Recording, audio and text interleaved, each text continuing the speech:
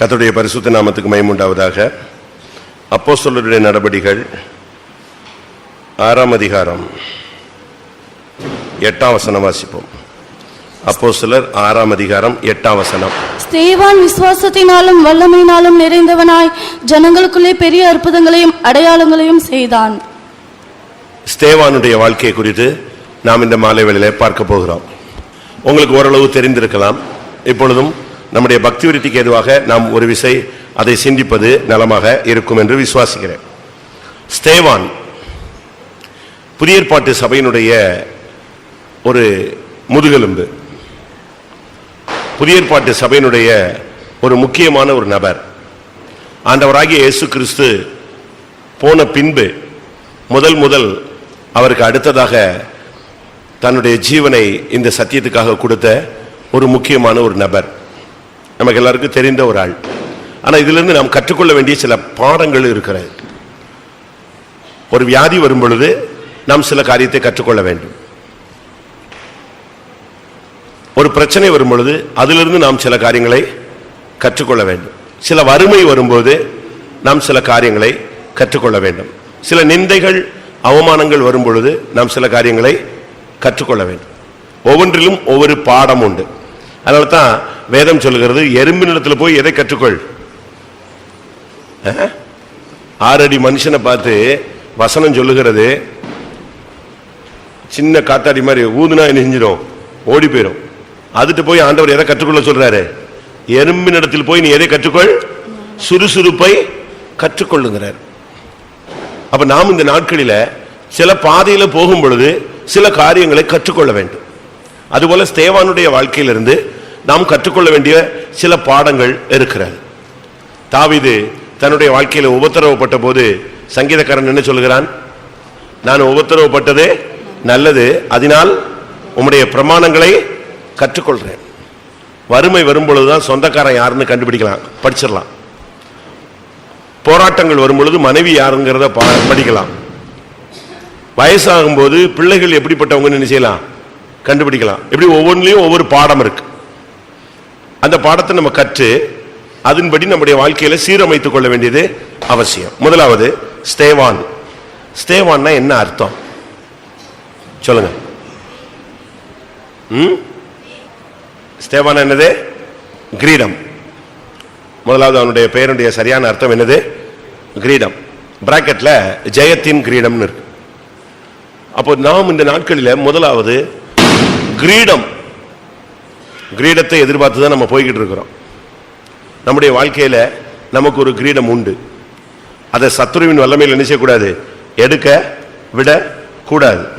அதே நேரத்தில் அது வெளிப்படுத்தல் 3ஆம் அதிகாரம் 11ஆம் வசனம். வெளிப்படுத்தல் 3:11. இதோ சீக்கிரமாய் வருகிறேன், ஒருவனும் உன் கிரீடத்தை எடுத்துக்கொள்ளாதபடிக்கு உனக்குள்ளதை பற்றி கொண்டிரு. உனக்குள்ள கிரீடத்தை நீ பற்றி கொண்டிருன்னு சொல்லியிருக்கு. அப்ப நமக்குன்னு ஒரு கிரீடம் இருக்கு.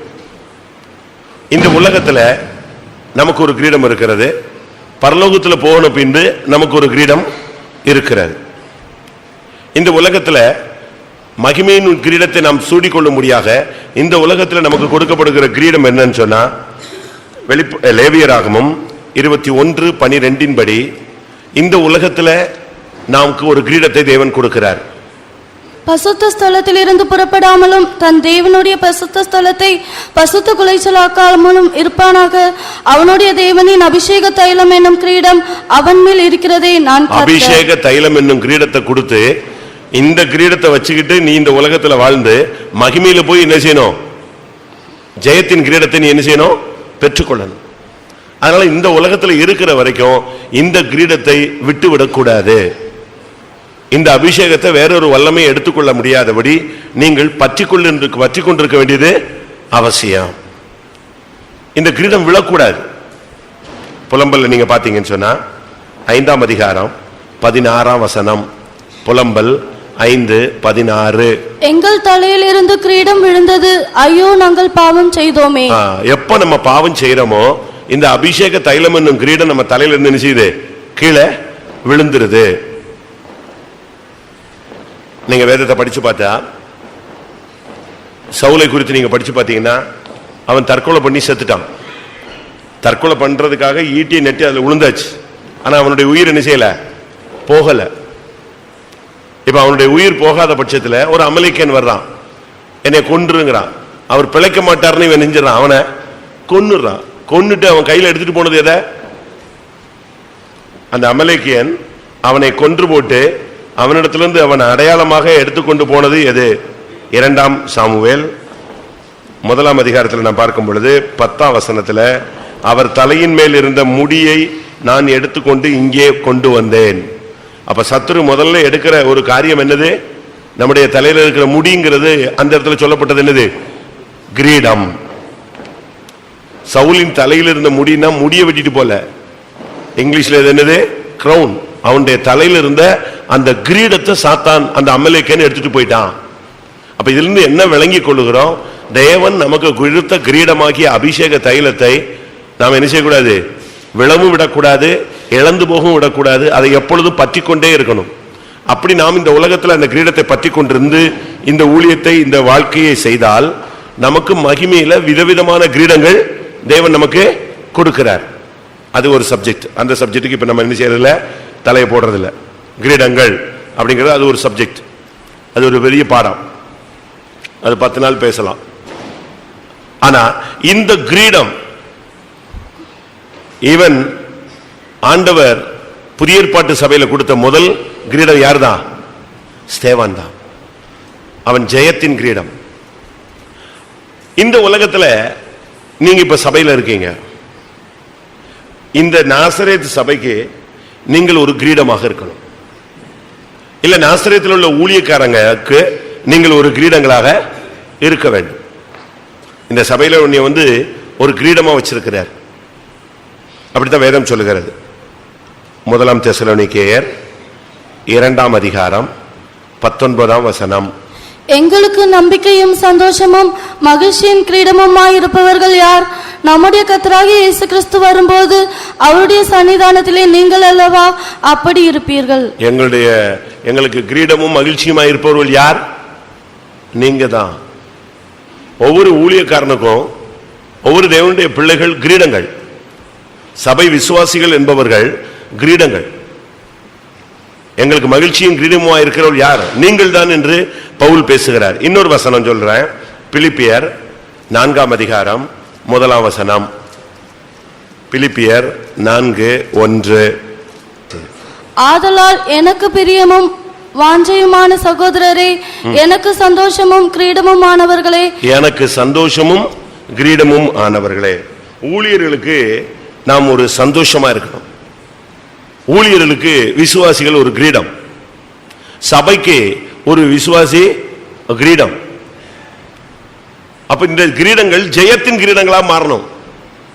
எல்லாரையும் கர்த்தர் கிரீடமா கொண்டு வந்துட்டார், ஆனா ஜெயிக்கிறோமா? அதான் முக்கியம்.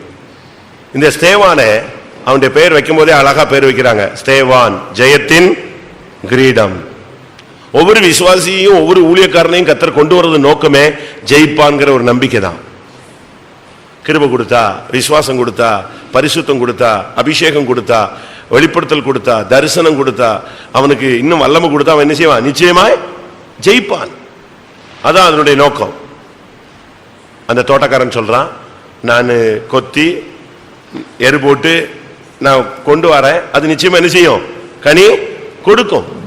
அதுதான் தேவன் நம்ம மேல் வைத்த எதிர்பார்ப்பு. அப்ப ஒவ்வொரு விசுவாசியும் சர்ச்சில் கர்த்தர் கொண்டு வந்து சேர்க்கும் போதே எந்த தரிசனத்தோடு கொண்டு வர்றாரு?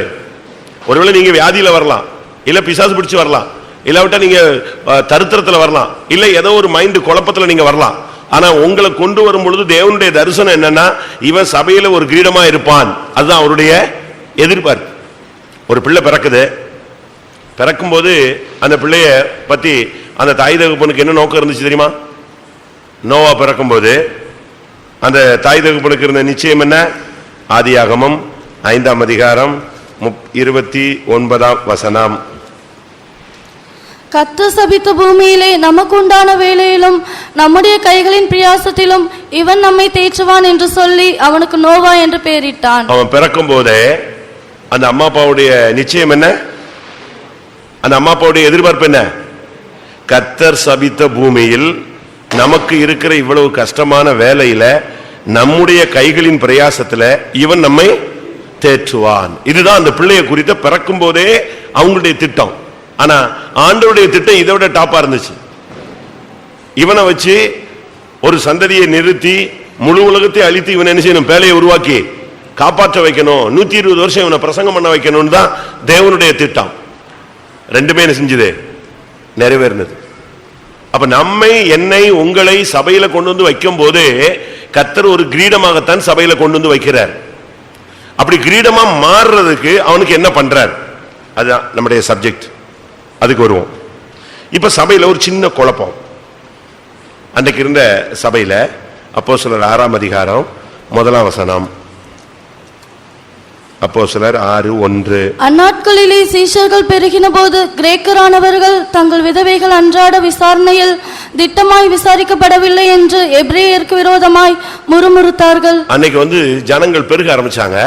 சீஷர்களுக்குள்ள ஒரு சின்ன குழப்பம். என்ன குழப்பம்னா, எபிரேயர் கிரேக்கர் ஒன்னு மெஜாரிட்டி ஆயிடுச்சு. அதனால ஒரு குழப்பம் உண்டாயிருச்சு. கிரேக்கருக்கும் எபிரேயருக்கும் ஒரு சின்ன பிரச்சனை. கிரேக்கர்கள் மைனாரிட்டி, எபிரேயர் யாரு மெஜாரிட்டி. சர்ச்சில் ரெண்டும் வருது, ஆனா ரெண்டுமே மைனாரிட்டி மெஜாரிட்டியில தான் போகுது. இப்ப சாப்பாடு பந்தி வைக்கிறாங்க. பந்தியில இருக்கும்போது என்ன செய்றாங்க, பார்ஷியாலிட்டி பண்றான். அந்த ஜனங்களுக்குள்ள சின்ன சின்ன சின்ன சின்ன, ஒரு நாள் அல்ல, அது கொஞ்ச நாளாவே என்ன செய்யுது, நடக்குது. இங்க நடக்குதான்னு தெரியல. சாம்பார் ஊற்றும் போது, ஊறுகாய் வைக்கும் போது, சோறு போடும்போது, தண்ணி ஊற்றும் போது, இப்படிலாம் அந்த காலத்தில் பண்ணியிருக்கானுங்க சபையில. கிரேக்கரானவர்கள் அன்றாட விசாரணையில் தங்களுடைய சிலர் என்ன செய்யல, சில பெண்களை இவங்க வித்தியாசமா என்ன செய்றாங்க, நடத்துறாங்க. விதவைகள், சபையில வயசானவங்க, விதவைகள், புருஷனை இழந்தவங்களெல்லாம் இவங்க ரொம்ப அற்பமா எண்ணி வித்தியாசமா ட்ரீட் பண்றாங்கன்னு சொல்லிட்டு ஒரு சின்ன பிரச்சனை வந்துச்சு. அப்பதான் இந்த 12 சீஷர்களும் சேர்ந்து ஒரு பிளான் பண்ணாங்க. இதுல நாங்க வர முடியாது, இதுலயே சர்ச்சிலேயே குவாலிட்டியான ஆளுங்கெல்லாம் இருக்காங்க, அவங்கள நான் பந்தி விசாரிப்பு கொண்டு வரேன். மற்றவன் கண்டவனு நிச்சய வேண்டாம், பக்கெட்டை தூக்க வேண்டாம். நம்முடைய சபையில் அப்படி இருந்துச்சு. வலது கையில் வாட்சி கட்டினா எது எடுக்கக்கூடாது, சாம்பார் தொடக்கூடாது. சிபிஎம்ல ஆரம்பத்தில் இருந்த பிரமாணத்தை சொல்றோம். முந்திலாம் கொஞ்சம் ஸ்டைலா எதில் கட்டுவாங்க, ரைட் ஹேண்ட் கட்டுறதை பார்த்துருக்கீங்களா? ரைட் ஹேண்டில் வாட்சி கட்டினா பக்கெட்டை தூக்கக்கூடாது, வெளியே போட்டுருவாங்க. ராபோஜனம் எடுக்காதவன் இப்படி, ஒரு சிலர்லாம் பக்கெட்டே தூக்கக்கூடாதுன்னு ஒரு ரூல்ஸே இருந்துச்சு. இப்போ அப்படி இல்லை. இப்போ கூட்டம் அலமோது எவனாவது சோறு போட்டா போதும், ஹெல்ப் பண்ணா போதுங்கிற லெவலுக்கு நம்ம வந்துட்டோம். அப்போ ரொம்ப பிரமாணங்கள் இருந்துச்சு, இப்பதான் குறைஞ்சிக்கிட்டே வருது. இன்னைக்கு பாருங்க, இதே பிரச்சனை வந்தது. அந்த பிரச்சனை வரும்பொழுதுதான் அப்போஸ்தலர் சொன்னாங்க, பரிசுத்தாவியில நிறைஞ்ச ஒரு கூட்டத்தை செலக்ட் பண்ணு. அந்த சர்ச்சில் மொத்தம் எத்தனை பேர் இருந்தாங்க? அப்படி எத்தனை பேரு? 7 பேர். அப்ப மற்றவெல்லாம் பரிசுத்தாவி பெற்றவர்கள். நான் அடிக்கடி ஒரு பிரசங்கத்தில் சொல்ற பாயிண்ட் இதுதான். பரிசுத்தாவி பெறுவது ஒன்று, பரிசுத்தாவில் நிறைந்திருக்கிற வாழ்க்கை ஒன்று. வித்தியாசம், ரெண்டுக்கு வித்தியாசம் இருக்கு. நல்லா புரிஞ்சுக்கணும். நாம ஒரு இடத்துல நிறைவுன்னு ஒரு பகுதி இருக்கு, ஓரளவு என்கிற ஒரு பகுதி இருக்கு. பரிசுத்தாவி பெற்றவங்க தான் இந்த பட்சவாதம் பண்ணது. அன்னைக்கு இருந்த சபையில எல்லாருமே யாரு தான்? பரிசுத்தாவி பெற்றவங்க. எல்லாம் அந்நிய பாஷை பேசுவான், எல்லாம் திருக்கதரிசனம் சொல்லுவான், எல்லாமே நடக்கும். ஆனா அவங்களுக்குள்ள என்ன இருந்துச்சு? விகற்பமான எண்ணங்கள் இருந்துச்சு. விகற்பமான எண்ணம் இல்லாதவன் யாருன்னா பரிசுத்தாவியில் நிறைந்தவன். அதுதான் நம்முடைய வாழ்க்கையில முக்கியமான தன்மை. இன்னைக்கு நமக்கு அப்படி இருக்கா? இப்ப 2 பிள்ளைங்க சண்டை போடுது. உங்க பிள்ளைகளையும், உங்க பிள்ளைய நீங்க பாத்துட்டீங்க, ஓடி போய் என்ன செய்வீங்க? உங்க பிள்ளைய தூக்கிட்டு திரும்பி பார்ப்பீங்க. பக்கத்தில் உள்ள பேரண்ட்ஸ் இல்லைன்னா 2 அடி கொடுத்துட்டு என் பிள்ளைய அடிச்சுக்கிட்டியான்னு சொல்லிட்டு தூக்கிட்டு வந்துடுவீங்க. அப்படித்தானே? அதான் உண்மை. இப்போ அப்படித்தான் நடக்குது எல்லா இடத்துலையுமே. நம்ம அப்படித்தான் பண்ணுவோம். ஏன்னா அங்கதான் நமக்கு எது வந்துருது, அந்த வித்தியாச உணர்வு வந்துருது. ஆனா உண்மையான தாயை என்ன செய்ய, நல்ல ஒரு ஆவிக்குரியவங்க என்ன செய்யணும்?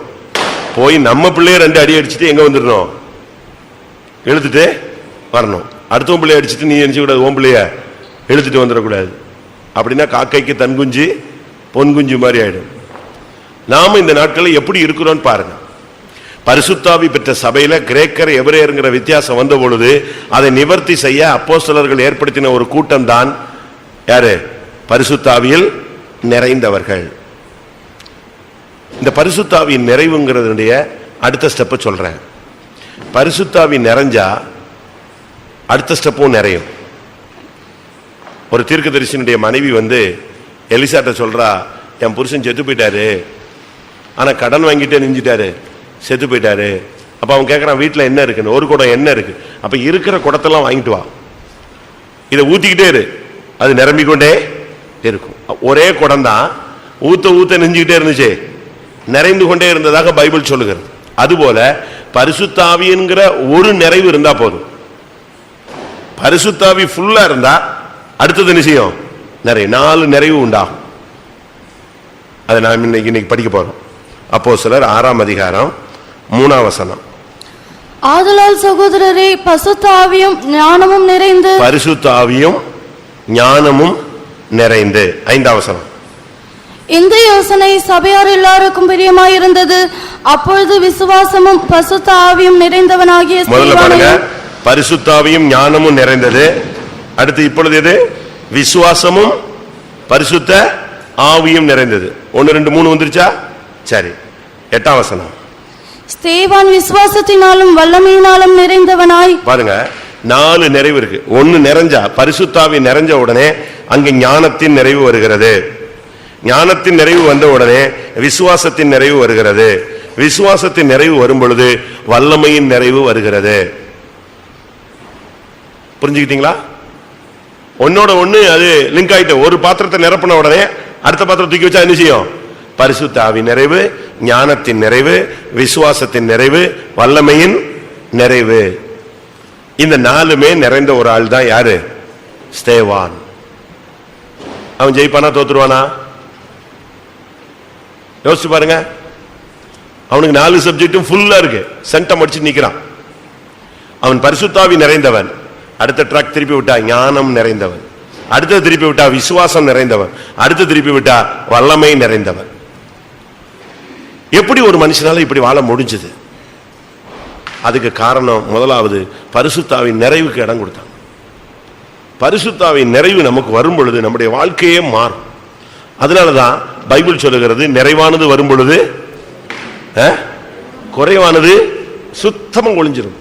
அதனால தான் நம்ம ஆவியில் நிரம்புறதுக்கு ஒரு வாரத்தில் 2 மணி நேரம் டைம் கொடுக்கிறோம். அது நிரம்பும் போது நீங்க நினைக்கிறது மாதிரி ஒரு அந்நிய பாஷை மட்டும் நீங்க பேசிட்டு இருக்கிறது இல்ல. அந்நிய பாஷை பேசுகிறவன் தனக்கே உள்ளுக்குள்ளேயே பக்தி விருத்தி உண்டாகும். அபிஷேகத்தில் நிரம்பிக்கிட்டு இருக்கும் பொழுதே உங்களுடைய சாவுக்கு எதுவான சரீரம் என்ன செய்கிறது? கிறிஸ்துவை மரித்தோரிலிருந்து எழுப்பின ஆவி உங்களில் வாசமா இருந்தால் சாவுக்கு எதுவான உங்கள் சரீரங்களை அவர் என்ன செய்வார்? உயிர்ப்பிப்பார். அப்ப வியாதி சுகமாயிடுது. சரிதானா? அப்ப அடுத்து பரிசுத்த ஆவியில நிரம்பும் பொழுது பரிசுத்த ஆவியினால பிசாசு ஓட ஆரம்பிச்சிடும். அவர் தேவனுடைய ஆவியினால் பிசாசுகளை துரத்தினார். அபிஷேகம் உள்ள ஒரு முழு பிசாசு ஓடி. இப்படி ஒண்ணுக்கும் மூல காரணமே யாருதான்? பரிசுத்த ஆவிதான். புதிய ஏற்பாட்டு சபையினுடைய அச்சாரமே யாருதான்? பரிசுத்த ஆவிதான். ஆவி என்னும் அச்சாரத்தை அவர் நமக்கு தந்திருக்கிறார். அதனாலதான் அபிஷேகத்துல நிரம்புகிறோம். நம்ம ஆளுங்க மத்தவங்க பார்க்கும்போது என்ன செய்வாங்க? எனதுக்கு போட்டு இப்படி கத்துறானுங்க, எனதுக்கு போட்டு இப்படி குதிக்கிறாங்க, எனதுக்கு போட்டு இப்படி கை தட்டுறாங்க. அவனுக்கு என்ன தெரியும்? அவனுக்கு ஒண்ணுமே தெரியாது. ஆனா நமக்கு தான் தெரியும். இந்த அபிஷேகத்துல நிரம்ப நிரம்ப நிரம்ப நிரம்ப உங்களுக்குள்ள சுத்திகரிப்பு, உங்களுக்குள்ள பரிசுத்தமாகுதல், உங்களுக்குள்ளேயே ஆவி, கர்த்தருடைய ஆவி எங்க உண்டு அங்கே விடுதலை உண்டு. கட்டுகள் அறுக்கும், அஸ்திபாரம் அசையும், பிசாசு நடுங்குவான். இதனாலதான் நம்ம பரிசுத்த ஆவியில நிரம்ப சொல்றோம். நீங்க தனியா நிரம்பி பாருங்க. தனியா உட்கார்ந்து ஒரு 1 மணி நேரம் உட்கார்ந்து தானாவே ஆவியில் நிரம்பி பாருங்க. உங்களுக்குள்ளேயே ஒரு சுத்திகரிப்பு உண்டாகும், உங்களுக்குள்ளேயே ஒரு பரிசுத்தமாகுதல் உண்டாகும், உங்களுக்குள்ளேயே ஒரு பிரதிஷ்டை உண்டாகும், உங்களுக்குள்ளேயே ஒரு வைராக்கியம் உண்டாகும், உங்களுக்குள்ளேயே ஒரு அனல் மூலம், உங்களுக்குள்ளேயே ஒரு தீவிரமான ஒரு சக்தி உண்டாகும். இதெல்லாம் தனியா நீங்க அபிஷேகத்தில் நிரம்பும் போது நடக்கிற அனுபவங்கள். இதெல்லாம் உங்களுக்கு இருக்கான்னு எனக்கு தெரியல. அன்னைக்கு பரிசுத்தாவி பெற்ற ஜனங்கள் விகற்பமாய் செயல்பட்டார்கள். ஆனால் பரிசுத்தாவில நிறைஞ்ச ஜனங்கள் எப்படி இருந்தாங்க? அந்த விகற்பத்தை ஜெயித்தார்கள். பரிசுத்தாவில் நிறைஞ்சா என்ன நடக்கும்? அப்போஸ்தலர் நடபடிகள் அதனுடைய பிரதிபலன் என்ன? அப்போஸ்தலர் 1:8. பசுத்த ஆவி உங்களிடத்தில் வரும்போது நீங்கள் பலனடைந்து எருசலேமிலும் யூதேயா முழுவதிலும் சமாரியாவிலும் பூமியின் கடைசி பரியந்தமும் எனக்கு சாட்சிகளாய் இருப்பீர்கள் என்றார். சாட்சிகளை பரிசுத்த ஆவியின் நிறைவு வரும் பொழுது ஒரு மனுஷனுக்குள்ள சாட்சியின் ஜீவியம் உண்டாகும். 2 சாட்சி. ஒன்னு, இந்த உலகத்துல ஒரு சாட்சிகளாய் நாம் வாழ்வது, ஒரு சாட்சியின் ஜீவியத்தை பெற்றுக்கொள்வது. 2வது இரத்த சாட்சிகளாய் மரிப்பது. நீங்க மூல பாஷையில இந்த அப்போஸ்தலர் 1:8 படிச்சு பாத்தீங்கன்னா, நீங்கள் பலனடைந்து எனக்கு இரத்த சாட்சிகளாய் இருப்பீர்கள். எப்படி? அவருடைய சரியான அர்த்தம் என்னது? சாட்சின்னு சொன்னா கர்த்தருக்கு ஸ்தோத்திரம், நான் இன்னைக்கு வந்தேன் போனேன்னு இந்த ஞாயிற்றுக்கிழமை எந்திரிச்சிட்டு என்னத்தையா சொல்லிட்டு இருப்பாங்களே, இந்த சாட்சி இல்ல. பிசாசு உன்னை பத்தி சாட்சி சொல்லணும். இவர் மெய்யாகவே தேவனுடைய விசுவாசி, இவன் மெய்யாகவே தேவனுடைய ஊழியர். 100க்கு அதிபதி சொல்றான், இவர் மெய்யாகவே தேவனுடைய குமாரன் சொல்லணும். உன்னுடைய காணிக்கைக்கு தேவன் சாட்சி கொடுக்கணும். நீங்க கொடுக்கிற காணிக்கைக்கு யார் சாட்சி கொடுக்கணும்? யார் சாட்சி கொடுக்கணும்? தேவன் சாட்சி கொடுக்கணும். எபிரேயர் 11:4.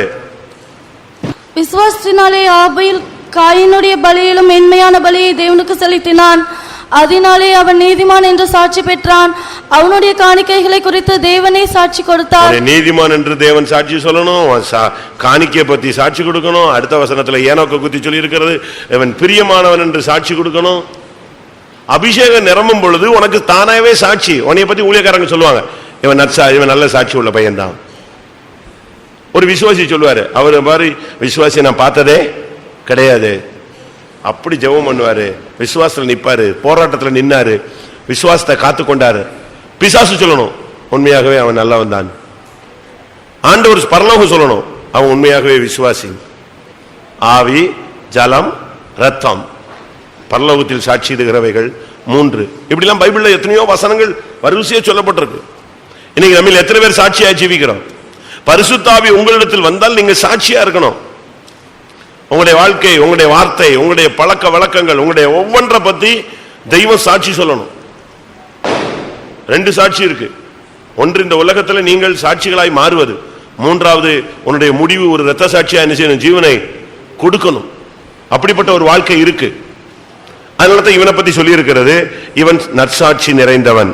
அது நமக்கு எல்லாருக்கும் தெரிஞ்சதான ஒரு சப்ஜெக்ட் தான். அப்போஸ்தலர் 6:3. ஆதலால் சகோதரரே, பரிசுத்த ஆவியும் ஞானமும் நிறைந்து நற்சாட்சி நற்சாட்சி பெற்ற ஒரு மனுஷன் தான் இவன். பரிசுத்த ஆவியின் நிறைவு இவனை சாட்சி உள்ளவனாய் மாற்றினது. சரியான ஒரு சாட்சி இவன். அவன மாதிரி ஒரு சாட்சிய நம்ம இந்த நாட்கள்ல பார்க்கிறது ரொம்ப கஷ்டம். இதை குறித்து அப்போஸ்தலர் 22:20 பார்க்கும் பொழுது, அப்போஸ்தலர் 22:20, உம்முடைய சாட்சியாக ஸ்தேவானுடைய ரத்தம் சிந்தப்படுகிற போது, உம்முடைய சாட்சியான ஸ்தேவான் யாருடைய சாட்சி? அவன் ஆண்டவருடைய சாட்சி. நீ எங்க போனாலும் சாட்சியா இருக்கணும். பூமியின் எல்லை பரியந்த கடைசி பரியந்த நீங்கள் எனக்கு சாட்சிகளாய் இருப்பீர்கள். சிவகாசி பக்கத்துல ஒரு இடம் இருக்கு, சாட்சியாபுரம் அப்படின்னு. ஆக்சுவலா அது சும்மா பேரு தான் சாட்சியாபுரம்னு வச்சிருக்காங்க. ஒரிஜினல் பேர் இரத்த சாட்சியான புரம். ராக்லண்ட்னு ஒரு மிஷினரி கேள்விப்பட்டிருக்கீங்களா? ராக்லண்ட் மிஷினரி அங்க அடிபட்டு செத்து போன இடம். அங்க சர்ச்செல்லாம் இருக்கு. அதனால அந்த இடத்துக்கு பேர் என்னது? ரத்த சாட்சி. ரத்த சாட்சினா அது பெரிய வித்தியாசமான ஒரு உணர்வை உண்டு பண்ணுதுன்னு சாட்சியான புறம் மாறி இப்ப நான் போயிடுச்சு. என்னது? சாட்சியாபுரங்கிற பேர் மட்டும் இருக்கு. சிவகாசி வெஸ்ட். இப்பவும் நீங்க போனீங்கன்னா பெரிய சர்ச் இருக்கு, நல்ல கிறிஸ்டின்ஸ் இருக்காங்க. ஜீவனை கொடுத்துருக்கிறார், அடிபட்டு செத்துருக்கிறாங்க. வயிற்று பசியில சாப்பாடு கிடைக்காம கேட்டபோது அவங்க கூலை கொடுத்துருக்காங்க. கூலை ஊத்திருக்காங்க. வாங்கி குடிக்கிறதுக்கு என்ன கிடையாது? பாத்திரம் கிடையாது. தொப்பில வாங்கி குடிச்சிருக்காரு. அப்படிதான் இருந்திருக்காங்க. அவ்வளவு கஷ்டப்பட்டு இந்த ஊர்ல அந்த ஊர்களில் நெஞ்சிருக்காங்க, அடிபட்டு செத்துருக்காங்க. அவருடைய மரணத்துக்கு ஒரு முக்கியமான ஒரு அப்போது இருந்த ஆங்கிலேய அரசுல ஒரு முக்கியமான கவர்னர் வந்தாராம். வந்து கலந்துக்கிட்டு, இங்க வந்து அநியாயமா இப்படி செத்து போயிட்டானே ரத்த சாட்சியா, இவன் எவ்வளவு வசதி உள்ளவன், என்ன செல்வாக்கான ஒரு குடும்பம், அப்படி விட்டுட்டு இங்க வந்து இப்படி அடிபட்டு நாய் மாதிரி செத்து போயிருக்காரானே அப்படின்னு வந்து சாட்சி சொன்னாராம். அப்ப எவ்வளவு வசதி வாய்ப்புகளை விட்டுட்டு அவங்க நெஞ்சிருக்காங்க, மிஷினரியா வந்திருக்கிறாங்க. யோசிச்சு பாருங்க. சாட்சின்னு சொன்ன உடனே நம்ம இங்க எந்திரிச்சு நின்றுக்கிட்டு பெல் இல்லாம பிரேக் இல்லாம சொல்லிக்கிட்டே இருப்பான். நம்ம உசுங்கணும், டம் டமுங்கணும், வையுங்கணும், உட்காரணும், எழும்பு போதும்னு சொல்லணும். இந்த சாட்சி இல்லைங்க. உன்னைய பார்த்தாலே சாட்சி சொல்லணும். பவுல் புறப்பட்டு நடந்து போறாரு, பிசாசு சாட்சி சொல்லிச்சு. என்ன சொல்லிச்சு? பவுல் புறப்பட்டு நடந்து போகும்போது பிசாசு சாட்சி சொல்லிச்சான். என்ன சாட்சி சொல்லிச்சு? ஒரு குறி சொல்ற பெண்ணு சாட்சி சொன்னான்னு அப்போஸ்தலர் நடபடிகள் சொல்லியிருக்கு, தெரியுமா? இதோ தேவனுடைய ஊழியக்காரன் போகிறான். எப்படிப்பட்ட ஒரு சாட்சி வாசிங்க. அப்போஸ்தலர் நடபடிகள். அவன் சொல்றான், ஏய் பேசாத, ஏய் பேசாத, ஒவ்வொரு ட்ரிப்பும் சத்தம் போட்டுக்கிட்டே போவான். ஆனாலும் அப்போஸ்தலர் 16, 17 அவள் பவுலையும் எங்களையும் பின்தொடர்ந்து வந்து, இந்த மனுஷர் உன்னதமான தேவனுடைய ஊழியக்காரர், ரட்சிப்பின் வழியை நமக்கு அறிவிக்கிறவர்கள் என்று சத்தமிட்டாள். யார் பேசினா? அவளுக்குள்ள இருக்கிற ஆவி பேசிச்சு. பிசாசு குறி சொல்ற ஒரு பெண்ணு பார்த்து எதை சொல்றா? குறி சொல்ற ஒரு பெண்ணு வந்து எதை சொல்றா? சமீபத்தில் நம்ம விசுவாசி வீட்டுக்கு ஒரு பெண்ணு வந்து இந்த என்ன சொல்லுவாங்க, குடுகுடு படிப்பாங்கல்ல, அதே மாதிரி வந்துச்சான். இது வாசல்ல உட்கார்ந்து இருந்துச்சான். இதுக்கு வியாதி பலவீனத்தில் உட்கார்ந்துருந்துச்சு. அது அந்த இது வந்து, நாங்கள் கையை பார்த்து சொல்லட்டுமா அப்படின்னுச்சான். அப்படின்னு சொல்லிச்சா, நான் கிறிஸ்தவங்க, கையும் பார்க்க மாட்டோம், இதெல்லாம் பார்க்க மாட்டேன். உடனே அந்த ஆவி இலகிடுச்சு. ஆமா, நீங்க கையே பார்க்க மாட்டீங்க, கரெக்ட் தான், உண்மைதான். உனக்குள்ள தேவனுடைய ஆவி இருக்கு, உனக்குள்ள இருக்கிற ஒரு பெரிய வல்லமை இருக்கு, உனக்கு 3 பொண்ணு, சட்ட சட்ட சட்ட சட்டன்னு அந்த ஆவி என்ன செஞ்சிருச்சு, மொத்த ஹிஸ்டரியும் சொல்லிடுச்சு. சொல்லும் போது சொல்லுது, உனக்கு மூத்த 2 பிள்ளையால ஒரு பிரயோஜனம் இல்லை, உனக்கு ஒருத்தி கூட காப்பி கொடுக்க மாட்டா, உனக்கு 3வது பிள்ளை தான் உனக்கு பொறுப்பா உன்னைய பார்த்துக்கும். எப்படி சொல்லுது பாருங்க. அந்த ஆவி சொல்லும் போதே எதை சொல்லுது? உனக்கு 3 பொண்ணு, உன் புருஷன் இறந்துட்டான், அது சொல்லுது. அந்த ஆவி டக்குன்னு பேச ஆரம்பிச்ச உடனே சொல்லுது, ஆமா உனக்கு கை பார்க்க முடியாது, நீ ஆண்டவருடைய ஆளு, உனக்குள்ள அபிஷேகம், உனக்குள்ள ஒரு ஆவி இருக்கு, தேவனுடைய புனித சக்தி இருக்கு, உனக்கு 3 பொண்ணு, அதுல முதல் 2 பொண்ணும் பிரயோஜனம் இல்லை, உன்னைய கவனிக்காது, உனக்கு காப்பி கூட கொடுக்காது, 3வது பிள்ளை இருக்கு, அதுதான் கடைசி வரைக்கும் உனக்கு என்ன செய்யும். இப்படி சொன்னா எப்படி இருக்கும்? உண்மைதான் சொல்லிச்சு அந்த ஆவி. நம்ம பத்தி மற்றவங்களும் பிசாசும் சாட்சி சொல்லணும், பரலோகம் சாட்சி கொடுக்கணும், தெய்வம் சாட்சி கொடுக்கணும், உன் பக்கத்து வீட்டுக்காரன் சாட்சி கொடுக்கணும். செத்துட்டானவனே, செத்துட்டான் அந்த ஆள் பெந்தேகோசு, ஐயோ இவன் பண்ண தொல்லைக்கு செத்துட்டான், பரவாயில்ல, அப்படி சொல்லக்கூடாது. அவன் வந்து சொல்லணும், ஐயோ இந்த ஆள் இருக்கிற வரைக்கும் எங்க வீடு எப்படி இருந்துச்சு, இளைப்பாறுதலா இருந்துச்சு, எங்களோட சமாதானமா இருந்தாங்கன்னு சொல்லணும். சொல்லுவாங்களா? சொல்லுவாங்களா சாட்சி? பரிசுத்தாவியின் நிறைவு என்பது இந்த உலகத்துல உன்னை ஒரு சாட்சி உள்ளவனாய், நற்சாட்சி உள்ளவனாய் மாற்றும். 2வது, ஜீவனையே இரத்த சாட்சியாக கொடுக்க வைக்கும். 2வது நிறைவு. அப்போஸ்தலர் 6ஆம் அதிகாரத்திலேயே 3ஆம் வசனத்தில் சொல்லி இருக்கிறது, பரிசுத்தாவியும் ஞானமும் நிறைந்தவன். ஞானத்தின் நிறைவுனா என்ன? யாக்கோபு 3ஆம் அதிகாரம் 17ஆம் வசனம். பரத்திலிருந்து வருகிற ஞானமும் முதலாவது சுத்தமுள்ளதாயும், பின்பு சமாதானமும் சாந்தமும் இணக்கமும் உள்ளதாயும், இரக்கத்தாலும் நற்கனிகளாலும் நிறைந்ததாயும், பட்சபாதம் இல்லாததாயும், மாயமற்றதாயும் இருக்கிறது. பரிசுத்தாவின் அந்த நிறைவுக்கு அடுத்து ஞானத்தின் நிறைவு. ஞானத்தின் நிறைவை பத்தி நீங்க பைபிள்ல படிச்சீங்கன்னா, பரத்திலிருந்து வருகிற ஞானம் அது சுத்தம் உள்ளது, இணக்கம் உள்ளது, இரக்கத்தாலும் நற்கனிகளாலும் நிறைந்தது, சமாதானம் உள்ளது, அது பட்சபாதம் இல்லாதது, அது மாயமற்றது. அந்த கனிகளை பாருங்க, பரத்திலிருந்து வருகிற சக்தி. அப்ப ஞானம்னு சொன்னா நீ படிக்கிற கம்ப்யூட்டரோ இல்லாவிட்ட உலக அறிவோ இதெல்லாம் ஞானம் அல்ல. இது உலகத்துல உனக்கு சாப்பாட்டுக்கு கிடைக்கிற அறிவு. ஒரு சில பிள்ளைகள்லாம் பாத்தீங்கன்னா நெட்ல அப்படியே கரை கடைஞ்சு போயிருக்கான், அதுல அதை வச்சுட்டு பரலோகத்துக்கு போக முடியாது. செல்ல கொடுத்தீங்கன்னா செல்ல அப்படி இப்படி புரட்டி அப்படி எடுத்து வந்துருவான், உள்ள கூடி வெளியே வந்துடுவான். அது அல்ல, அதெல்லாம் சும்மா உலக பிரகாரமான நமக்கு இருக்கு. ஆனா பரத்திலிருந்து வருகிற ஞானம் ஒண்ணு இருக்கு, பாதாளத்திலிருந்து வருகிற ஞானம் ஒண்ணு இருக்கு. உலக ஞானம் எப்படிப்பட்டது? பாதாளத்திலிருந்து வருகிற ஞானம் எப்படிப்பட்டது? லௌகீக சம்பந்தமானது, பேய்த்தனத்துக்கு அடுத்தது, ஜென்ம சுபாவத்துக்கு அடுத்தது. வாசிங்க யாக்கோபு 3:14-15. இப்படிப்பட்ட ஞானம் பரத்திலிருந்து இறங்கி வருகிற ஞானமாயிராமல் லௌகிக சம்பந்தமானதும் ஜென்ம சுபாவத்துக்குரியதும் பேய்தனத்துக்கு அடுத்ததுமாயிருக்கிறது. பாதாளத்திலிருந்து வருகிற ஞானம் இல்லாவிட்ட உலகத்திலிருந்து வருகிற ஞானத்துக்கு 3 சக்தி உண்டு. ஒன்று ஜென்ம சுபாவம், இரண்டாவது பேய்த்தனத்துக்கு அடுத்தது, மூணாவது லௌகீக உலக சம்பந்தப்பட்ட ஞானம். இந்த ஞானத்துல நிறைந்தவனை நம்ம சபையில வைக்க முடியாது. நமக்கு தேவை பரத்திலிருந்து வருகிற ஞானம். அதுல பாருங்க பட்சபாதம் கிடையாது. அதுல முக்கியமானது அதான் நான் சொல்ல வந்த சப்ஜெக்ட். அதுதான் பரத்திலிருந்து வருகிற ஞானத்துல எது கிடையாது? கிரேக்கன், எவரேயன், இந்த ஜாதி அந்த ஜாதி, இந்த ஊரு அந்த ஊரு, படிச்சவன் படியாதவன், சொந்தம், அப்படி அந்த வித்தியாசங்களே கிடையாது. அதுதான் ரொம்ப முக்கியமானது. அந்த ஞானத்தின் நிறைவுல பட்சபாதமே கிடையாது. அவனுக்கு முன்னால போய் விட்டா தராசா கரெக்டா படிப்பான், யாரா இருந்தாலும். மனுநீதி சோழன் இதெல்லாம் நீங்க படிச்சிருப்பீங்க. அவங்க எல்லாம் கரெக்டா படிப்பாங்க. தான் பிள்ளை தப்பு செஞ்சதை கூட அவன் நெஞ்சிடணும், கொன்றணுமா.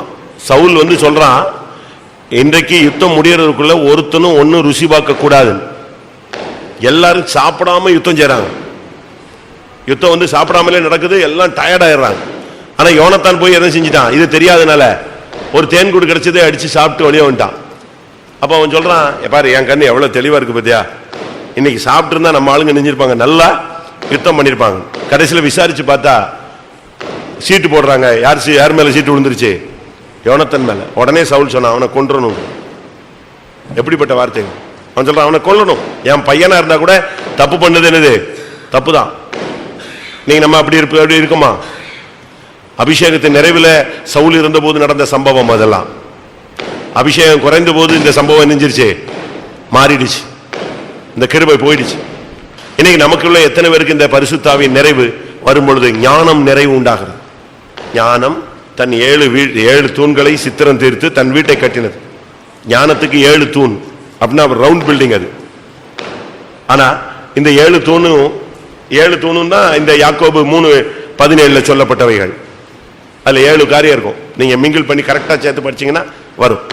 இந்த 7 தூண் தான் நம்முடைய வாழ்க்கையில ரொம்ப முக்கியமானது. அதுல முக்கியமானது பட்சபாதம் இல்லை.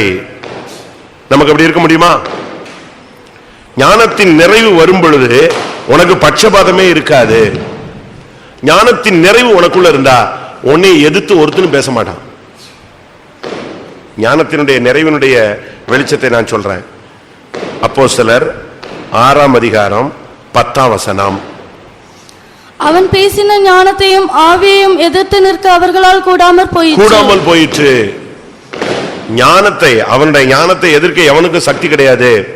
அவன் பேசின ஞானத்தையும் ஆவியையும் எதிர்த்து நிற்க ஒருவரும் கூடாது. அவன் பாருங்க, அவனுக்கு ஞானத்துல 2 பகுதி இருக்கு. அழகா பேசுவான் ஞானமா, அதே நேரத்துல சுபாவங்கள்ல ஞானத்தை என்ன செஞ்சான்? வெளிப்படுத்தினான். இன்னைக்கு ஞானத்தின் நிறைவு நமக்குள்ள இருக்கா? இன்னைக்கு எத்தனை பேருக்கு ஞானத்தின் நிறைவு இருக்கும்னு எதிர்பார்க்கிறீங்க?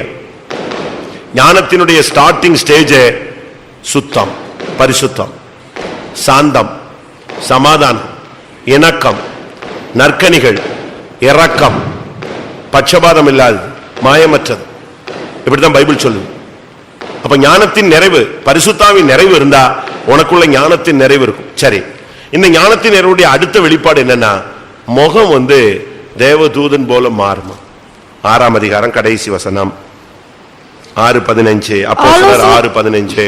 ஆலோசனை சங்கத்தில் உட்கார்ந்திருந்த அனைவரும் அவன் மேல் கண்ணோக்கமாயிருந்து அவன் முகம் தேவதூதன் முகம் போல் இருக்க கண்டார்கள். நமக்கு இப்ப நான் பிரசங்கத்துல சூடு ஆக்கி ஏதாவது ஒரு வசனம் வார்த்தை சொல்லிட்டேன்னா, அந்த வசனம் யாரையாவது ஒருத்தனை டச் பண்ணிடுச்சுன்னா, நான் பார்த்துட்டு இருக்கும்போது என்ன செய்யும்? பட்டுன்னு கலர் மாறிடும். உண்மைதானே? எனக்கும் அப்படித்தான், உங்களுக்கும் அப்படித்தான். ஆனா இவனுடைய முகம் அப்படி மாறல. எப்படி மாறிடுச்சு? ஃபுல் கூட்டமும் இவனுக்கு ஆப்போசிட்டா மாறுது. இவன் உடனே ஐயோ அவ்வளவு பேர் முகம் மாறிடுச்சே, என்ன பண்ண போறானுங்களோ அப்படின்னு அவன் யோசிக்கல. அவ்வளவு பேர் இவனை பார்க்கும்போது இவனுடைய முகம் எப்படி மாறிக்கிட்டே வந்துச்சு? காயினுடைய முகம் மாறிடுச்சா இல்ல எப்படி மாறிடுச்சு? தேவ தூதனுடைய முகம் போல மாறிடுச்சு. அவனுக்கு இந்த பிரச்சனை, கலக்கம், கல்லெறிதல், போராட்டம், எதிர்ப்பு, இதெல்லாம் சலசலப்புக்கு அஞ்சு. இது பணங்காட்டு நரி. இது என்ன செய்யாது? சலசலப்புக்கு அஞ்சாது. அப்படி ஒரு ஜீவியம் நமக்கு வேணும். எதை பத்தியும் கவலைப்படாது. உன்னுடைய முகநாடி மாறவே கூடாது. இவ்வளவு பிரச்சனை இருக்கு பாரு, கல்லு மாதிரி உட்கார்ந்துருக்கா அப்படிம்பாங்க. நல்லது தானே, அதை சகிச்சு நிக்கிறாங்களே. இவ்வளவு பிரச்சனை வந்துச்சு, அப்படியே ஒண்ணும் தெரியாத மாதிரி உட்கார்ந்துருக்காங்க. ஒன்றும் தெரிய வேண்டிய அவசியம் இல்லை. உன்னுடைய முகம் தேவதூதனுடைய முகம் போல இருக்கணும். அதுதான் ஞானத்தினுடைய நிறைவு. நமக்கு எத்தனை பேருக்கு அப்படிப்பட்ட கிருபை இருக்குன்னு யோசிச்சு பாருங்க. நம்முடைய ஞானத்தின் நிறைவுங்கிறது அதுதான். நம்முடைய கேரக்டர் அப்படியே சுத்தம், சாந்தம், இணக்கம், அன்பு அப்படியே மாறிடும். மூன்றாவதாக அப்போஸ்தலர் 6ஆம் அதிகாரத்தில் சொல்லி இருக்கிறது 5ஆம் வசனத்தில், விசுவாசமும் பரிசுத்தாவியும் நிறைந்தவன். விசுவாசத்தின் நிறைவு. ஒன்று பரிசுத்தாவின் நிறைவு, இரண்டாவது ஞானத்தின் நிறைவு, மூன்றாவது விசுவாசத்தின் நிறைவு. விசுவாசத்தின் நிறைவுங்கிறது ரொம்ப முக்கியம். ஏனென்றால் விசுவாசம் இல்லாமல் தேவனுக்கு பிரியமா இருப்பது கூடாத காரியம். விசுவாசங்கிறது இன்னைக்கு எல்லாத்தையும் கிடையாது. ரோமர் 4:21 ஆபிரகாமை பற்றி சொல்லியிருக்கிறது, அவன் விசுவாசத்தில் வல்லவனானான். யாக்கோபு 2:22 சொல்லுகிறது, விசுவாசம் கிரியைகளோடு கூட முயற்சி செய்து பூரணப்படுகிறது என்று காண்கிறோமே. விசுவாசத்துல நிறைவு இருக்கணும். விசுவாசத்தின் நிறைவுங்கிறது பதட்டமே கிடையாது. விசுவாசிக்கிறவன் பதறான். எல்லாரும் படபடன்னு உதறிட்டு இருப்பாங்க, என்ன நடக்கும் என்ன நடக்கணும். ஆனா இவனுக்கு ஒரு ஸ்டடி இருக்கும், இதுதான் நடக்க போகுது. அப்படி என்ன நடந்தாலும் என்ன இல்ல, பயமே கிடையாது. நம்ம அப்படி இருப்போமா? என்ன வந்தாலும் நிக்கணும். ஒரு திருடனை பிடிச்சிட்டாங்க, அடிச்சாங்க.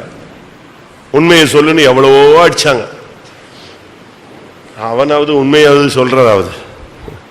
அவன் ஸ்டெடியா நிக்கிறான். என்ன அடி அடிச்சாலும் நிச்சய கூடாது, விட்டுறக்கூடாது. அவனை தலைகளை கட்டி தொங்க விட்டாங்க. அவன் அப்பமும் என்ன செய்யல, உண்மைய சொல்லல. கீழே மிளகாவத்துல போட்டு தீ போட்டு புகைய போட்டு விட்டாங்க. அவனுக்கு நாசி முழுசு எது ஏறிடுச்சு, ஃபுல்லா மிளகா பொடி ஏறி சும்மா தடுமாறுறான். இப்ப சொல்லுங்கிறாங்க, அப்பமும் சொல்லல, அவுத்து விட்டானுங்க போன்னு சொல்லி. வெளியே வந்தவொடனே ஒருத்தன் காட்டானா, என்னடா இவ்வளவு பண்ணிருக்கான், உன்னை அடிச்சிருக்காங்க, தலைகீழ கட்டியிருக்காங்க, மிளகா பொடி போட்டிருக்காங்க, உன்னை எப்படிடா தப்பி வந்தேன்னு. மிளகா பொடி போட்டது ரொம்ப நல்லதா இருந்துச்சு, ரொம்ப நாளா ஜலதோஷமா இருந்துச்சு, இன்னைக்கு தான் சரியாயிடுச்சு. நான் எப்படி அவன் என்ன மாதிரி தெளிவுல இருக்கான்? நம்ம சபையில இருக்கிறவங்க நம்ம எத்தனை பேர் ஸ்டெடியா இருக்கிறோம்? அவன் உண்மையை சொல்லாம ஸ்டெடியா இருக்கிறான். நம்ம உண்மை பேசுறதுக்கு எத்தனை பேர் ஸ்டெடியா இருக்கிறோம்? என்ன வந்தாலும் அப்படியே நிக்கணுங்க சத்தியத்துல. உன்னை என்ன சித்திரவதை பண்ணாலும் விசுவாசத்தின் நிறைவு அதை எதை கொண்டு வருகிறது. நான் சொல்ல வந்த பாயிண்ட நீங்க புரிஞ்சுக்கணும். பரிசுத்தாவின் நிறைவு உன்னை சாட்சியா மாற்றுகிறது. ஞானத்தின் நிறைவு உன்னுடைய கேரக்டரை மாற்றி உன்னை ஜீவனை கொடுக்க வைக்குது. அடுத்து விசுவாசத்தின் நிறைவு உனக்குள்ள என்ன கொண்டு வருகிறது? விசுவாசத்தின் நிறைவு தான் நமக்கு முக்கியம். சும்மா கொஞ்சம் கொஞ்சம் விசுவாசத்தை வச்சுக்கிட்டு இயேசு சொன்னார் அற்ப விசுவாசியே அப்படின்னு என்ன அர்த்தம்? அற்ப விசுவாசின்னா என்ன அர்த்தம்? அவிசுவாசினா விசுவாசமே இல்லாதவன். அற்ப விசுவாசினா கொஞ்சோண்டு விசுவாசம். அதை வச்சுட்டு என்ன பண்ண முடியும்? ஒண்ணுமே பண்ண முடியாது. விசுவாசத்தில் நிறைந்தவர்கள் எப்படி இருப்பார்கள்? மார்க்கு 16:17 விசுவாசத்துல நிறைஞ்சா பிசாசு ஓடும், அற்புதம் நடக்கும். இதான் நம்முடைய சப்ஜெக்ட். அப்போஸ்தலர் 6:8 சொல்லி இருக்கிறது, அவன் விசுவாசத்தில் நிறைந்தவனாய் ஜனங்களுக்குள்ளே பெரிய அற்புதங்களையும் அடையாளங்களையும் நடப்பித்தான். விசுவாசத்தின் நிறைவு வரும் பொழுது உன் வீட்டில் அற்புதம் நடக்கும், உன் வாழ்க்கையில் அற்புதங்கள் நடக்கும், உன் வார்த்தையில அற்புதம் உண்டாகும், உன்னுடைய ஊழியத்தில் அற்புதம் நடக்கும், உன் பிள்ளைகளுக்குள்ள அற்புதம் நடக்கும். உன்னுடைய விசுவாசத்தின் நிறைவு தான் அதை உண்டாக்கும். அதான் முக்கியம். ஒருத்தர் விசுவாசத்தில் நிறைஞ்சவன்னா அவன் அற்புதங்களை செய்வான். விசுவாசிகளோடு நடக்கும் அடையாளங்கள் யாவன, அவர்கள் பிசாசுகளை துரத்துவார்கள், வியாதியஸ்தர்கள் மேல் கைகளை வைப்பார்கள், அப்பொழுது அவர்கள் சொஸ்தமாவார்கள், சாவுக்கு எதுவான யாதொன்றை குடித்தாலும் அது அவர்களை சேதப்படுத்தாது. விசுவாசத்தினுடைய நிறைவுங்கிறது அற்புதம். மிராக்கிள் தானாவே நடக்கும். அதுக்கு ஒவ்வொரு பாஸ்டரையா ஊழியக்காரனையா விசுவாசியா தேடிட்டு அலைய வேண்டியதில்லை. நீ விசுவாசத்துல உன்னை நிரப்பிப்பாரு. விசுவாசம் உனக்குள் நிறையும் பொழுது, எனக்குள் நிறையும் பொழுது அந்த இடத்துல என்ன நடக்கும்? அற்புதங்கள் நடக்கும். விசுவாசத்தின் நிறைவில் அடுத்த பகுதி, விசுவாசத்தின் நிறைவு வரும் பொழுது பாடுகள் பட நம்ம ஒப்பு கொடுப்போம். எபிரேயர் நிருபம் 11ஆம் அதிகாரத்தில் அந்த ஜனங்கள் விசுவாசத்தினாலே அவர்கள் கல்லெறிப்பட்டார்கள். விசுவாச வீரர்கள் சொல்றது சாதாரணம் அல்ல. எபிரேயர் 11:37 கல்லெறி உண்டார்கள். யாரு? அவங்க விசுவாச வீரர்கள். விசுவாசம் உனக்குள்ள வரும் பொழுது பாடுகளை நீ சந்தோஷமாய் எதிர்கொள்வாய். ஓடி போக மாட்ட, வியாதியில மறுதலிக்க மாட்டீங்க, போராட்டங்கள்ல பின்வாங்க மாட்டீங்க. என்ன வந்தாலும் சரி, என்னை அந்த ஊழியக்காரர் அப்படி பேசிட்டார், என்னை இந்த ஊழியக்காரர் இப்படி பேசிட்டார், என்னை அப்படி பண்ணிட்டாங்க, ஒண்ணுமே இல்லை. தமிழ்ல சொல்லுவான், கோழி மிதிச்சு என்ன செய்யாது? கொஞ்சே சாவாது, சாக கூடாது. அதான் என்னுடைய கான்செப்ட். கோழி மிதிச்சு குஞ்சு செத்துச்சுன்னா என்ன பிரயோஜனம்? யோசிச்சு பாருங்க. நம்முடைய வாழ்க்கையில நாம் ஸ்டடியா நிக்க வேண்டிய டைம் இதுதான். பரிசுத்தாவின் நிறைவு வந்தால் நீ சாட்சியாய் வாழுவாய். இந்த உலகத்திலும் நீ சாட்சி உள்ளவனாய் இருப்ப, ஜீவனையும் சாட்சியாய் கொடுப்பாய். உன்னை குறித்து பரலோகம் சாட்சி கொடுக்கும். ஞானத்தில் நிறைந்தவனாய் இருந்தால் உன்னுடைய கேரக்டர்ல ஒரு பெரிய மாற்றம் உண்டாகும். உன்னை எழுத்து யாருமே நிற்க முடியாது. உன்னுடைய முகம் தெய்வீகமாய் மாறும். விசுவாசத்தின் நிறைவு இருந்தால் உனக்குள்ளேயே அற்புதங்கள் நடக்கும். உன் மூலமாய் அற்புதங்கள் நடக்கும். உன்னால் தேவன் அற்புதங்களை செய்ய முடியும். அதே நேரத்தில் நீ விசுவாசத்தின் நிமித்தம் பாடுகளை சகிப்பாய். கல்லெறிப்படுதல்ங்கிறது சாதாரணமான வியாதி கிடையாது. பயங்கரமான மோசமான ஒரு ஜட்ஜ்மெண்ட் தான். என்னது? கல்லெறி சிலுவையில் அடிபடுறதுங்கிறது கையிலையும் காலிலையும். இயேசு சிலுவையில் மட்டும் அடிபடல தெரியுமா? அவருக்கு விழாவெல்லாம் என்ன செய்யப்பட்டது? குத்தப்பட்டது, முதுகு உளப்பட்டது, அடிச்சு நொறுக்கி எடுத்தாங்க. ஆனா கல்லெறிப்படுதல் பயங்கரமான கொடூரமானது. அவனை சுத்தி நின்று கல் எரிஞ்சே சாவடிச்சு அவன் மேல ஒரு கற்குவியிலே வச்சிருவாங்க. அவ்வளவுதான், அவனுக்கு அடக்காரதனே கிடையாது. எப்படி இருக்குன்னு பாருங்க. கொடூரமான ஒரு முடிவு. அதை எப்படி அவனால சகிக்க முடிஞ்சது? அதுக்கு காரணம் விசுவாசத்தின் நிறைவு. அவன் ஒரு விசுவாச வீரன். நான்காவதாக, அவன் வல்லமையில் நிறைந்தவன். அப்படித்தான் இருக்கு. அப்போஸ்தலர் 6:8 சொல்லி இருக்கிறது, அவன் வல்லமை நிறைந்த. வல்லமையின் நிறைவு என்ன? நமக்கு ஒரு வல்லமை தேவை. நமக்குள்ள இருக்கிற வல்லமை உயிர்த்தெழுதலின் சக்தி, கிறிஸ்துவை மரித்தோரிலிருந்து எழுப்பின ஆவி. இந்த வல்லமையின் நிறைவுங்கிறது நல்லா நீங்க படிச்சுக்கணும். ஒரு சிலர் எனக்கு வல்லமை கிடைச்சிருக்குமாங்க, ஒரு ஒரு அசைவு இருக்கும், ஒரு நல்ல பவர் இருக்கும். ஆனா பரிசுத்தாவியின் நிறைவும் வல்லமையும் சேர்ந்து நிறையும் பொழுதுதான் அது என்னது? சரியான ஒரு சக்தியாய் மாறும். அப்போஸ்தலர் 10ஆம் அதிகாரம் 38ஆம் வசனம். நசரேயனாகிய இயேசுவை தேவன் பரிசுத்தாவியினாலும் வல்லமையினாலும் அபிஷேகம் பண்ணினார். தேவன் அவருடனே இருந்தபடியினாலே அவர் நன்மை செய்கிறவராயும் பிசாசின் வல்லமையில் அகப்பட்ட யாவரையும் குணமாக்குகிறவராயும் சுற்றி திரிந்தார். வல்லமையின் நிறைவு என்பது உன்னை நன்மை செய்யக்கூடியவனாய் மாற்றும். வல்லமையின் நிறைவு என்பது பிசாசை துரத்தக்கூடிய சக்தி உள்ளவனாய் உன்னை மாற்றும். நமக்கு இந்த நாட்களில் வல்லமையின் நிறைவு வேணும். சரியான வல்லமை வேணும். 2 நாளைக்கு முன்னால் நான் ஒரு மீட்டிங் போயிருந்தேன் கேரளாவில். திங்கக்கிழமை ஒருத்தர் சாட்சி சொன்னார். அபிஷேகமே பெறல, பட் ஒரு வல்லமை பெற்றிருந்தார். இந்த வல்லமையோடு அவன் போகும் பொழுதே அவன் சொல்ற வார்த்தைகள்லாம் நெஞ்சுதான் நிறைவேறிச்சா. அதுக்கு பிறகுதான் அவனுக்கு புரிஞ்சது, ஓஹோ இன்னும் நம்ம பரிசுத்தாவி பெறல, அந்நிய பாஷை பேசல, ஒரு பவர் மட்டும் தான் இருக்கு. அப்போ ரெண்டும் சேர்ந்துச்சுன்னா எப்படி இருக்கும்? பரிசுத்தாவி நிறைவும் ஞானத்தின் நிறைவும் விசுவாசத்தின் நிறைவும் வல்லமையின் நிறைவும் சேர்ந்து வரும்போது என்ன நடக்கும்? அதனால சொல்லுங்க, விசுவாசத்தினாலும் வல்லமையினாலும் நிறைந்தவனாய் அவன் அற்புதங்களை செய்தான். அப்ப வல்லமையின் நிறைவு எதை காண்பிக்கிறது? சரியான வல்லமை நிறைவு வந்துருச்சுன்னா நீங்க யாரையும் மன்னிச்சிருவீங்க. மன்னிக்க முடியுமா? உங்க ஆவிய ஆண்டவர் கையில ஒப்பு கொடுப்பீங்க. அப்படி இருக்க வசனம். அவன் அந்த முழங்கால் போட்டு அந்த அடி வாங்கி சாகும் பொழுது அவனை எப்படி அவனால முடிந்தது? அப்போஸ்தலர் 7 59, 60. அப்பொழுது கர்த்தராகிய இயேசுவே, என் ஆவியை ஏற்றுக்கொள்ளும் என்று ஸ்தேவான் தொழுது கொள்ளுகையில் அவனை கல்லெறிந்தார்கள். அவனோ முழங்காற்படியிட்டு, ஆண்டவரே, இவர்கள் மேல் இந்த பாவத்தை சுமத்தாதிரும் என்று மிகுந்த சத்தமிட்டு சொன்னான். இப்படி சொல்லி நித்திரை அடைந்தான். இந்த வல்லமை பாத்துங்க, நமக்கு வல்லமைன்னு சொன்னோடனே இங்கிருந்து மூலம் முழங்கால் அங்கிட்டு போய் முட்டுறது, இங்க போய் முட்டுறது, இது ஒரு பவருடைய ஒரு சக்தியினுடைய அடையாளம், கரெக்ட். ஆனா உண்மையான சக்திங்கிறது, அந்த வல்லமை உனக்குள்ள நிறைஞ்சு இருக்குன்னு சொன்னா எல்லாரையும் மன்னிச்சிருவீங்க. அப்படியே மன்னிக்கலாம், டிட்டோவா.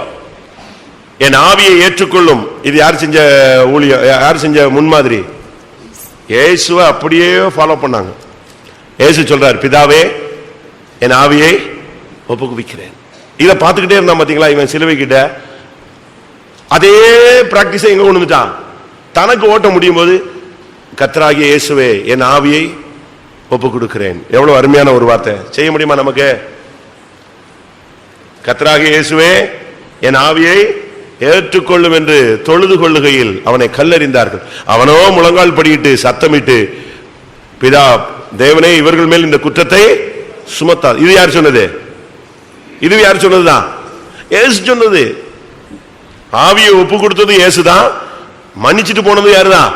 இயேசுதான். எப்படி முடிஞ்சது? ஒரு மனித வாழ்வில் நம்ம சொல்றோம், நம்ம ஒரு சில காரியங்கள்லாம் பேசும்போது இயேசு செஞ்சாரு, அவரை விடுயா, அவர் கடவுள், அவர் செஞ்சாரு, நீ செய்வியான்னு கேட்போம். இவன் யாரு? கடவுளா? இல்ல, கடவுளை ஃபாலோ பண்ணதான். அப்ப இவன் எப்படி சொல்ல முடிந்தது? அதுக்கு காரணம் இந்த 4 விதமான நிறைவு. பரிசுத்தாவின் நிறைவு, ஞானத்தின் நிறைவு, விசுவாசத்தின் நிறைவு, கடைசி என்னது? வல்லமையின் நிறைவு. சரியான ஒரு பவர். அடிக்கிறான், கல்லு டம்மு டம்மு டம்முன்னு அடிபடுது. அப்படியே நின்று முழங்கால் போட்டு அந்த கடைசி நேரத்திலையும் அப்படி போட முடியுமா? சொல்லுங்க. அந்த கல்லெறியும் போது அழகா முழங்கால் படிட்டு ஆவியை ஏற்றுக்கொள்ளுன்னு சொல்லிட்டு, இவங்க மேல இதை சுமத்தாதருன்னு சொல்லிட்டு, யாராவது செத்துருவீங்களா? அப்படி சாவறதுக்கு யாராவது ரெடியா இருக்காங்களா? அப்படி செத்த விசுவாசி ஆசிரியத்தில் யாராவது இருக்காங்களா? நமக்கு ஆசை, அப்படி எல்லாரும் செத்தா நல்லா இருக்கும். போகும்போது, ஆண்டவரே, என் மேல யார் மேலையும் எந்த குற்றமும் இல்லை சுவாமி, என் நிமித்தம் யாரையும் நீங்க என்ன செஞ்சாங்க, ஜட்ஜ்மெண்டே பண்ணாதீங்க, அவர்கள் செய்த குற்றங்களை அவர்கள் மேல் சுமத்தாதிரும். என்ன ஒரு வார்த்தை! ஜீவன் போகுது, அடி படும் போது நம்ம அம்மா அப்பா கத்துவோம், ஏசுவேமோ, ஏன் இப்படி என்னை கைவிட்டுட்டீங்கமோ. இந்த புலம்பல் சரித்திரமே எங்க கிடையாது, கிடையாது. அந்த நேரத்தில் அந்த சப்ஜெக்டே பேசல, முற்றிலுமா அப்படியே ஒப்பு கொடுக்குறாப்ல. என் ஆவியை ஏற்றுக்கொள்ளும், நான் இவர்களை மன்னிக்கிறேன். மன்னிக்கிறது தன்மை தாங்க முக்கியம். குற்றத்தை மன்னிப்பது மனிதனுக்கு, குற்றத்தை மன்னிப்பது மனிதனுக்கு மகிமை. உனக்கு மகிமைன்னா என்னது? பரலோகத்தில் எல்லாரும் மகிமை மகிமைன்னு பாட்டு பாடுவாங்க. மகிமைன்னா என்னென்ன பாதி பேருக்கு தெரியாது. அது ஒரு ரிவார்டு. அந்த அனுபவம் உனக்கு வேணும்னா நீ முதலாவது என்ன செய்யணும்? மனுஷனுடைய குற்றத்தை மன்னிக்கணும். உன் புருஷனை மன்னிக்கணும், உன் மனைவியை மன்னிக்கணும், உன் பிள்ளைகளை மன்னிக்கணும், உன் பெற்றோரை மன்னிக்கணும், உனக்கு விரோதமா பேசினவங்க, நினைச்சவங்க, கிரியை செஞ்சவங்க யாரா இருந்தாலும் அவங்கள மன்னிக்கணும். அப்படி மன்னிக்க முடியுமா? இருக்காங்க சின்ன பையங்கள்லாம் அப்படி இருக்காங்க. எல்லாத்தையும் மன்னிப்பு கேட்குறாங்க, மன்னிக்கிறாங்க. தங்களுக்கு விரோதமாக எழும்புன ஒரு சகோதரி, நீங்கள் அந்த புக்கு படித்தேன், ஒரு நாள் படித்தேன். அந்த புக்கில் எப்படின்னா, இலங்கை இந்த உலகப்போர் நடக்கும்போது 2 சகோதரிங்க இந்த இராணுவ வீரர்கள்ட்ட மாட்டிக்கிட்டாங்க. அவங்க இவங்களை ஒரு வழி பண்ணிட்டாங்க, அசிங்கப்படுத்திட்டாங்க, வாழ்க்கையை கெடுத்துட்டாங்க, சீரழிச்சிட்டாங்க. திரும்ப இந்த 2 நாடும் காம்ப்ரமைஸ் ஆகுது. காம்ப்ரமைஸ் ஆகும்போது இந்த சகோதரியில ஒரு சகோதரி செத்து போயிடுச்சு, கெட்டு அவங்க கொன்னுட்டாங்க. இந்த சகோதரி அந்த இடத்துல நின்றுட்டு காம்ப்ரமைஸ் பண்ணது கை கொடுக்க சொன்னா, என்னால் முடியவே முடியாது அப்படின்னு. நான் அவங்களால எவ்வளவோ பாட்டுப்பட்டிருக்கேன். அப்போ ஆண்டவர் பேசினாரா, நீ இப்போ என்ன செய், மன்னிச்சு என்ன செய்ய, ஒப்புரவாகுன்னு சொல்லி. ஆண்டவர் சொன்னதுனால அபிஷேகத்தில் நிறைஞ்சு திருப்பி என்ன செஞ்சுதான் அந்த எதிர்பார்ட்டிகளுக்கு கை கொடுத்துச்சான். அப்போ பரிசுத்தாவின் நிறைவு இருந்தால் தான் உன்னால் என்ன செய்ய முடியும், மன்னிக்க முடியும். சாகும்போது யாரையாவது மன்னிக்காம செத்துட்டீங்க, எங்க போக மாட்டீங்க, பரலோகம் போக முடியாது. இப்பமே தாழ்த்திருங்க, இப்பமே உடைஞ்சிருங்க. இப்பமே உடைச்சிட்டீங்கன்னா ஆண்டவர் நெஞ்சிடுவார், இப்பமே உருவாக்கிடுவார், ஃபார்ம் பண்ணிடுவார். இதுதான் ஸ்தேவானுடைய வாழ்க்கை. அவன் சும்மா இல்ல கிரீடமா மாறினது. எப்படி மாறினா? இந்த நிறைவு தான் அவனை கிரீடத்துக்கு சொந்தக்காரனாய் மாற்றினது. அவன் தான் அப்படியே முற்றிலுமாய் ஒப்பு கொடுத்து தன்னுடைய ஓட்டத்தை முடிச்சான். நமக்கு அந்த வாழ்க்கை இருக்கா? இந்த பரிசுத்தாவி நிறைவு இருக்கும்போது கடைசியா ஒரு பாயிண்ட் சொல்றேன். பரிசுத்தாவி, ஞானம், விசுவாசம், வல்லமை, இந்த 4 நிறைவு இருக்கும்போது உங்களுக்கு ஒரு மகிமையான காட்சி கிடைக்கும். 7 அப்போஸ்தலர் 7:55. அவன் பசுத்த ஆவியினாலே நிறைந்தவனாய் வானத்தை அண்ணாந்து பார்த்து தேவனுடைய மகிமையையும் தேவனுடைய வலது பார்சத்தில் இயேசுவானவர் நிற்கிறதையும் கண்டு. எப்படி இருக்கும் பாருங்க. பரிசுத்தாவின் நிறைவு வந்தபோது அவனுக்கு கிடைச்ச அனுபவம் என்ன? நம்பிக்கையற்றவனாய் சாகவில்லை, தோல்வியுள்ளவனாய் சாகவில்லை, நிச்சயத்தோடு செத்தான். சாகும் பொழுது பரிசுத்தாவில நிறைஞ்சு அந்நிய பாஷை பேசிட்டு அடிச்சான் பாருங்க. இதோ வானம் திறந்திருக்கிறதையும் உன்னதமானுடைய வலது பார்சத்தில் மனுஷகுமாரன் நிற்கிறதையும் நான் காண்கிறேன். அதனாலதான் அவரை பார்த்துட்டு அவர் கையில எதை கொடுக்கிறான்? ஆவிய கொடுக்க முடிஞ்சது. நம்ம சாகும்போது இப்படி ஒரு தரிசனம் இருக்குமா? இருக்கணும். நம்ம சாகும்போது இப்படி ஒரு தரிசனம் இருக்கணும். வானம் திறந்திருக்கிறதை காண்பது என்பது ஒரு தீர்க்க தரிசனத்தின் நிறைவேறுதல். யோவான் எழுதின சுவிசேஷம் 1 அதிகாரம் 51 பின்னும் அவர் அவனை நோக்கி, வானம் திறந்திருக்கிறதையும் தேவதூதர்கள் மனுஷகுமாரன் இடத்திலிருந்து ஏறுகிறதையும் இறங்குகிறதையும் நீங்கள் இது முதல் காண்பீர்கள் என்று மெய்யாகவே மெய்யாகவே உங்களுக்கு சொல்கிறேன் என்றார். வானம் திறக்கிறத பார்க்கிறது ஒரு விசுவாசிக்கு ஒரு அடையாளம். அவன் பரலோகத்துக்கு போறாங்கிறதுக்கு ஒரு அடையாளம் அதுதான். அவன் சொல்றான், இதோ பரிசுத்தாவில் நிறைந்து சொல்றான், வானம் திறந்திருக்கிறதை நான் காண்கிறேன், உன்னதமானுடைய வலது பார்சத்தில் மனுஷகுமாரன் நிற்கிறதையும் நான் என்ன செய்கிறேன்? காண்கிறேன். பரிசுத்தாவின் நிறைவு எப்படி இருந்துச்சு பாத்தீங்களா? எல்லாரும் கண்களை மூடுவோம். ஒரு 5 நிமிடம் நமக்குள்ள இந்த நிறைவு இருக்கா? அந்த நிறைவினுடைய செயல்பாடு தான் நான் இப்ப சொன்ன ஒரு 7-8 காரியங்கள்.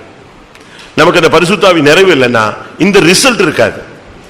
நான் திரும்பவும் சொல்றேன், பரிசுத்தாவின் நிறைவு இருந்தா அதுக்கு ஒரு ரிசல்ட் இருக்கு, ஞானத்தின் நிறைவு இருந்தா அதுக்கு ஒரு ரிசல்ட் இருக்கு, விசுவாசத்தின் நிறைவு இருந்தா அதுக்கு ஒரு ரிசல்ட் இருக்கு, வல்லமையின் நிறைவு இருந்தா அதுக்கு ஒரு ரிசல்ட் இருக்கு.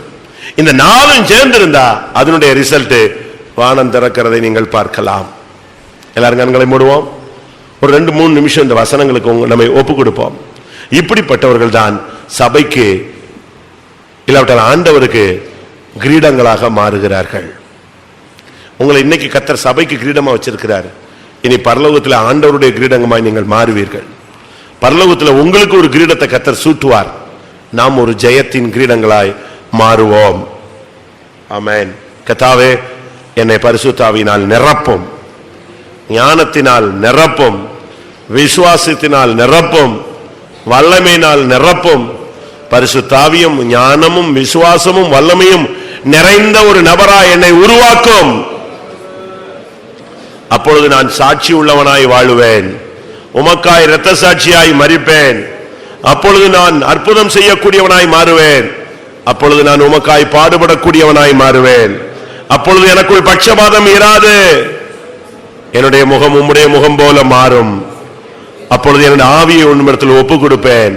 நான் எல்லாரையும் மன்னிக்கிறவனாய் மாறுவேன். ஆமென். ஹல்லேலூயா. எத்தனை பேருக்கு இந்த நிறைந்த வாழ்க்கை வேண்டும்?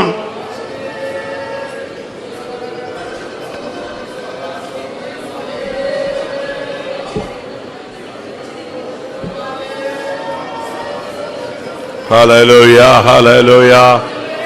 ஆண்டவரே, நீங்க கேளுங்க. ஆண்டவரே, ஸ்தேவானை போல வாழறதுக்கு ஒரு சாதாரண விசுவாசி இப்படி வாழ்ந்திருக்கிறானே, அப்போஸ்தல காலத்து விசுவாசி இப்படி வாழ்ந்திருக்கிறானே சுவாமி, ஓ எங்களுக்கும் அப்படிப்பட்ட ஒரு வாழ்க்கையை தாரும்.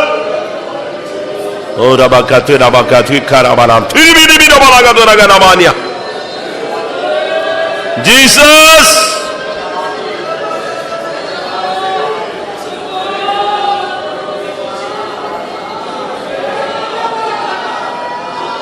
உள்ளத்தின் ஆழத்திலிருந்து ஒரு விண்ணப்பத்தை ஏறடுங்கள். உள்ளத்தின் ஆழத்திலிருந்து கர்த்தாவே ஒரு நிறைந்த வாழ்க்கைக்கு என்னை கொண்டு வாரும்.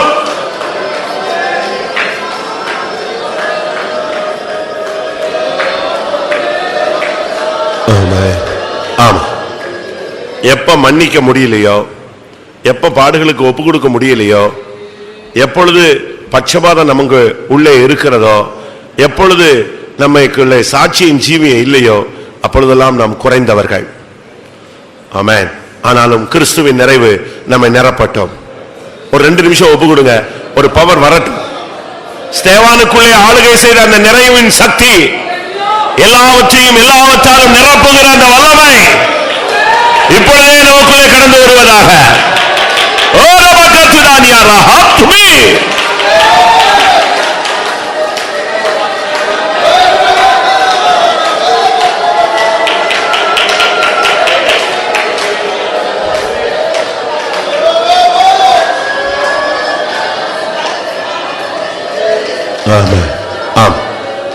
கர்த்தாவே, ஸ்தேவானுக்குள்ள இப்படி ஒரு 4 நிறைவு, அவன் ஒரு ஆளுக்குள்ள இல்ல, அவனோடு சேர்ந்து ஒரு 7 பேருக்கு இந்த நிறைவு இருந்துச்சு. அவங்களுக்கு இந்த 4 நிறைவு இருந்துச்சா இல்லையான்னு தெரியல, ஆனா 3 நிறைவு இருந்தது. ஆனா இவனுக்குள்ள அதிகபட்சமான நிறைவு இருந்தது. அப்படினால் அவன் ஜெயித்தான், இரத்த சாட்சியாய் ஓட்டத்தை முடித்தான், சபையின் கிரீடமாய் மாறினான். கர்த்தாவே, ஒரு மனிதனை இப்படியெல்லாம் உம்மால் நிரப்பி நடத்த முடியுமானால் என்னையும் நிரப்பி நடத்தும் ஆண்டவரே.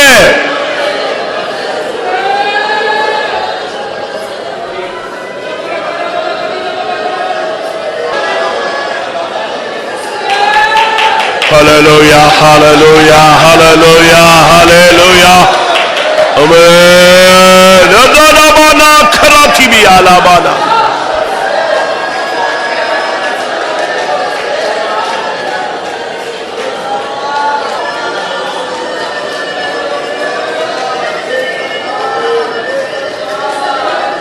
Hallelujah. Hay karabala bakaraba. Amen, amen, amen, amen, amen, amen, hallelujah. Oh, rabakatuda bala, tuda banya, rabatuda, tuda rabakatuda niara.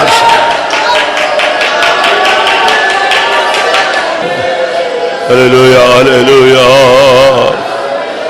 Amen, amen, amen, amen, amen, amen. Oh, rabakatuda bala.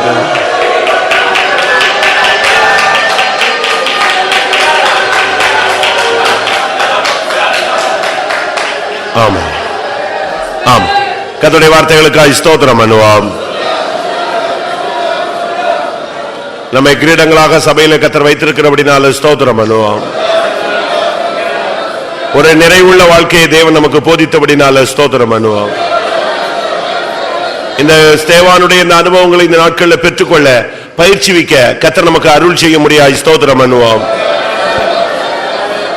பரிசுத்தாவி, விசுவாசம், ஞானம், வல்லமை நிறைந்தவர்களை சேர்க்க இயேசு வரப்போறபடினால ஸ்தோத்திரம் பண்ணுவோம்.